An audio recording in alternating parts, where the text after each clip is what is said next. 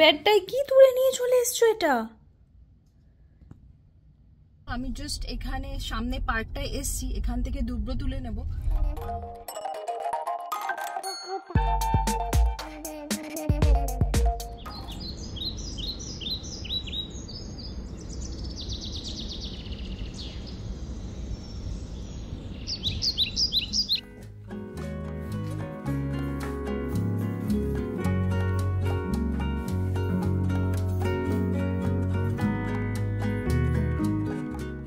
Good morning everyone, আশা করি তোমরা সবাই খুব খুব ভালো আছো। তো welcome to a new weekend vlog. আর আজকের উইকেন্ড ভ্লগটা খুব বেশি স্পেশাল, কারণ আজকে হচ্ছে গণেশ পুজো। তো মোটামুটি পুজো তো হবেই বাড়িতে, তাছাড়া একটুখানি এই যে আমার বেডরুমের একটু অ্যালাইনমেন্টটা চেঞ্জ করছি, দুদিকের বেডসাইড টেবিলটা এক্সচেঞ্জ করলাম। কেন করলাম সেটা জানি না, জাস্ট ভাবলাম একটু লুকটা চেঞ্জ হবে, সেই জন্যই, মানে স্পেসিফিক কোনো কারণ নেই এটা চেঞ্জ করার।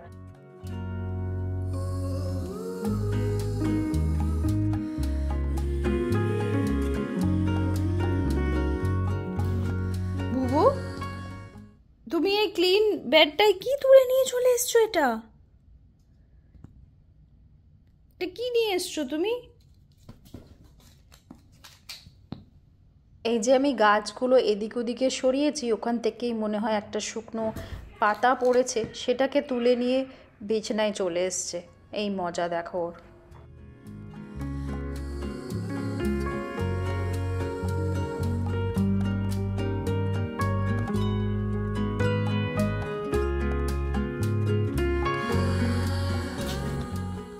এখানে না কোনো পুজোই খুব একটা ভালোভাবে বোঝা যায় না, কিন্তু যেহেতু কি আজকে ছুটির দিনে গণেশ পুজোটা পড়েছে, সেই জন্য একটু পুজো পুজো ভাবটা লাগছে।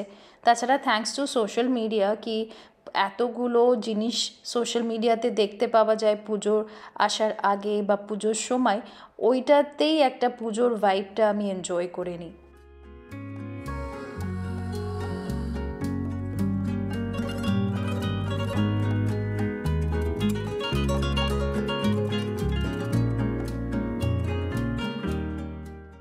এই যে গ্রে কালারের থ্রোটা যখন এসি চলে তখন এত হ্যান্ডি হয়, হালকা করে পাটা ঢেকে রাখলে এত আরাম পাওয়া যায়। যদি আলমারিতে ঢুকিয়ে রাখা হয় তাহলে উঠে আর ওটা বার করতে ইচ্ছা করে না, সেই জন্য আমি আইডিয়া করে এটাকে এরকম করে ফোল্ড করে রাখি। দেখতেও বেডটা ভালো লাগে আর খুব কনভিনিয়েন্ট হয় এটাকে ইউজ করার জন্য।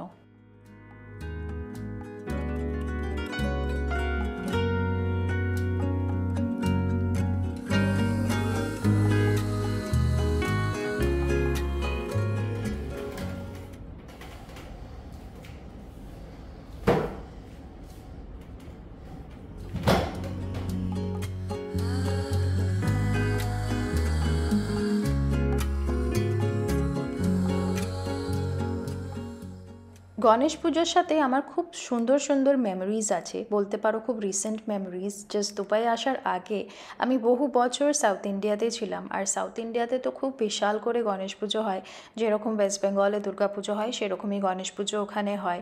আর বাড়িতে আমি ছোট্ট করে গণেশ পুজো করতাম, তাছাড়া বন্ধুবান্ধব কলিগস ওদের বাড়িতেও পুজো হতো, তো ইনভিটেশন পেতাম, আর অফিসেরও ছুটি থাকতো। তো ওখান থেকেই আমি খুব ওয়েল কানেক্টেড ফিল করি গণেশ পুজোর সাথে।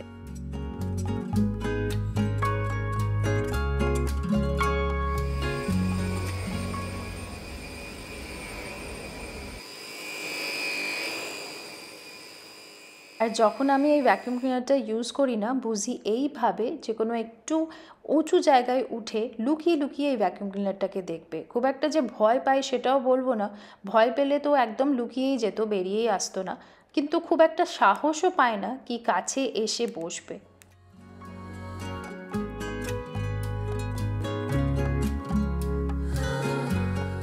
এবার তোমাদের দেখাই আমার পুরো বাড়ি সাজানোর ফেভারিট পার্ট, সেটা হচ্ছে এই ক্যান্ডেল বক্সটা। তো আমি ডিজাইনার ক্যান্ডেলস আর ইউনিক ফ্রেগ্রেন্স ক্যান্ডেল কালেক্ট করতে ভীষণ ভালোবাসি। মানে আমার কাছে নানা রকম ক্যান্ডেলস আছে, যেমন কি এই ক্যান্ডেলটা, এটার গন্ধটা পুরো একদম কুকিজের মতো, বাটার অ্যান্ড কুকিজের মতো গন্ধ, ভীষণ সুন্দর। আর আজকে আমার বাড়ির থিমের জন্য এই রেড ক্যান্ডেলটা আমি ইউজ করব, কারণ আমার ছোট্ট ক্যান্ডেল চাই, কারণ অলরেডি অনেক কিছু রেড হয়ে গেছে, কুশন কাভার, রেড হয়ে গেছে। টেবিলে আমি একটা ফ্লাওয়ার ভাস মতো রাখবো, ওটাও রেড হবে। তো সেই জন্য একটা ছোট্ট রেড কালারের ক্যান্ডেল ওর পাশে জ্বালালে ভীষণ সুন্দর লাগবে দেখতে।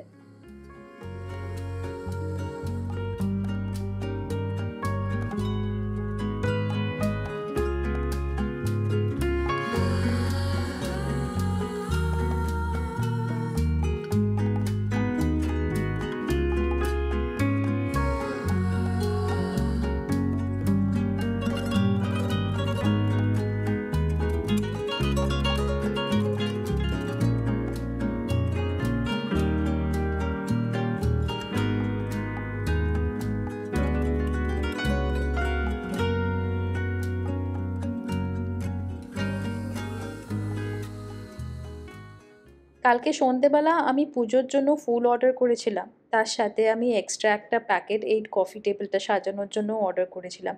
এই গোলাপ ফুলগুলো এত সুন্দর লাগবে আমি ভাবতে পারিনি। এই হোয়াইট ভাসটাই এই কফি টেবিলটার উপরে থাকে, কিন্তু এখন এটার সাথে ফ্লাওয়ার অ্যারেঞ্জমেন্টটার সাথে যদি আমি হোয়াইট ভাসটা রাখি খুব একটা ভালো লাগবে না। সেই জন্য এই পিঙ্ক ভাসটা এখানে এখন রাখবো। তো এই জবের শীষগুলো কয়েকটা লম্বা জবের শীষ এই পিঙ্ক ভাসটায় আমি অ্যারেঞ্জ করবো।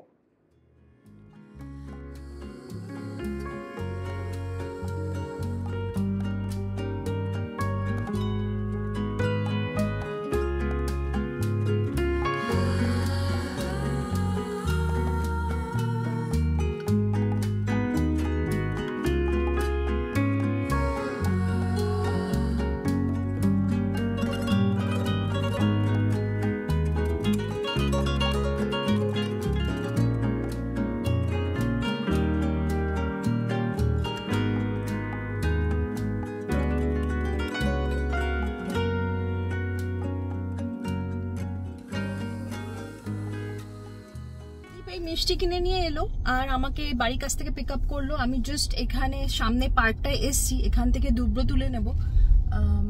ঘাস তো আছে, মানে পার্ক করার পুরো একটা ঘাসের জায়গা, খুব পরিষ্কার সুন্দর ঘাস। দেখি ওখান থেকে দুব্রো নিতে পারি কিনা, চলো।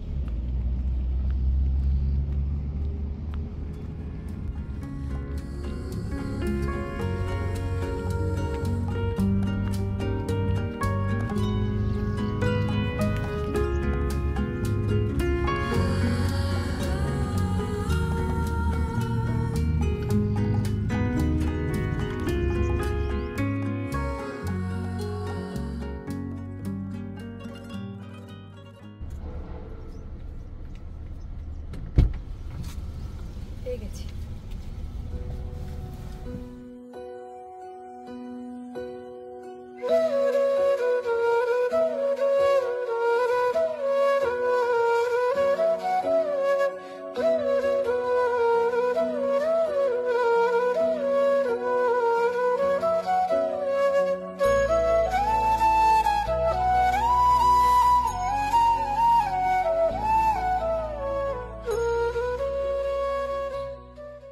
তো খুব সুন্দরভাবে পুজোটা আমাদের কমপ্লিট হলো আর এখন আমি চলে এসেছি কিচেনে। তো আজকে আমাদের লাঞ্চের মেনুতে আছে কয়েকটা ভেজ প্রিপারেশন। তো প্রথমে তো আমি এখন স্টার্ট করছি পনির দিয়ে। আর পনিরটা প্রিপারেশন আজকে আমি করব একটা সিম্পল পনির মশালা মতো।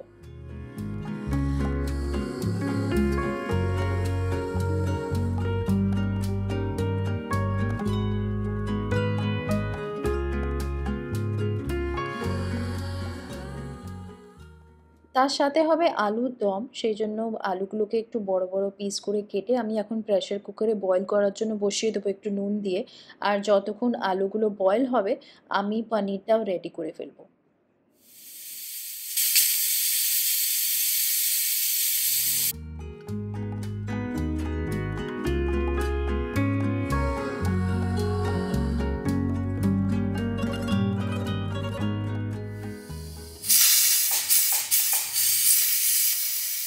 এমনিতে আমি প্রেফার করি কি আমি ইন্ডিয়ার আলুই কিনি, কিন্তু এই আলুর দমটা করার জন্য স্পেসিফিক্যালি আমি লেবাননের আলু নিয়ে এসেছি।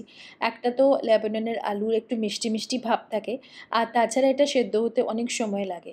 তো আলুর দমের জন্য এটা পারফেক্ট হবে, কারণ এটা প্রেশার কুকারে আমি বয়েল করেছি, তারপরে আবার কুক করার সময় আর একটু এটা নরম হবে। তো তো মানে শেপটা আলুর দমে একদম প্রপার থাকবে। ইন্ডিয়ান আলু কিনলে অনেক সময় কি হয়, বেশি বয়েল হয়ে গেলে কিন্তু আলুগুলো গলে যায়, তখন খুব একটা ভালো লাগে না আলুর দমে।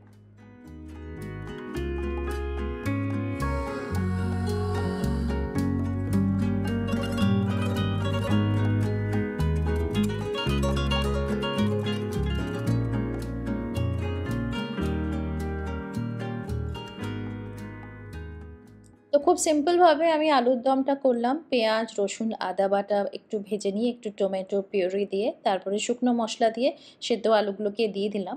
এখন শুধু গরম জল দিলাম আর দুটো কাঁচা লঙ্কা দেবো, আর একটু আলুর দমটা হয়ে আসলে গরম মশলা দিয়ে নামিয়ে নেব।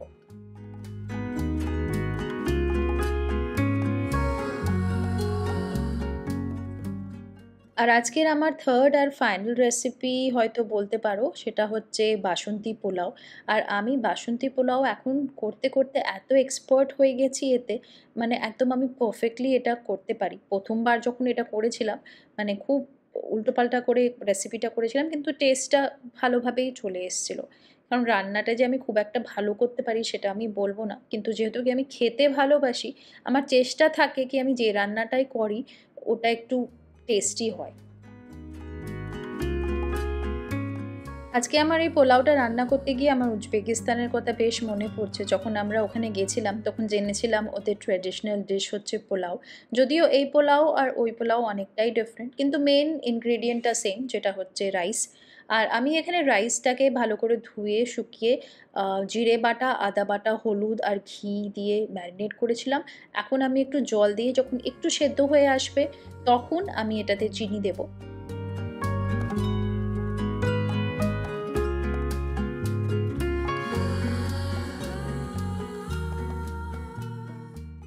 আচ্ছা, আমি বলেছিলাম পোলাওটা is the final dish of the day, but actually লুচি, তারপরে এখন আমি করব বেগুনি। তো বেগুনি হয়ে গেল final dish of the day. তাহলে বাস এখানে আমি লাঞ্চও সার্ভ করে ফেলেছি। এই দেখো পনির, তার সাথে আলুর দম, আর এই হলো লুচি, আর এই হলো বেগুনি। বেগুনিটা আমি খুব একটা ভালো করতে পারি না। আর এই হচ্ছে আমাদের বাসন্তী পোলাও। তো বাস আজকের ব্লগটা আমি এখানে শেষ করছি। আবার দেখা হবে নেক্সট ব্লগে খুব শীঘ্রই। আর তোমাদের যদি আমার ব্লগগুলো দেখতে ভালো লাগছে তাহলে লাইক করে দেবে, আর সাবস্ক্রাইব না করে থাকলে ওটাও করবে। তাহলে ভালো থেকো, শুভ গণেশ চতুর্থী, আবার দেখা হবে।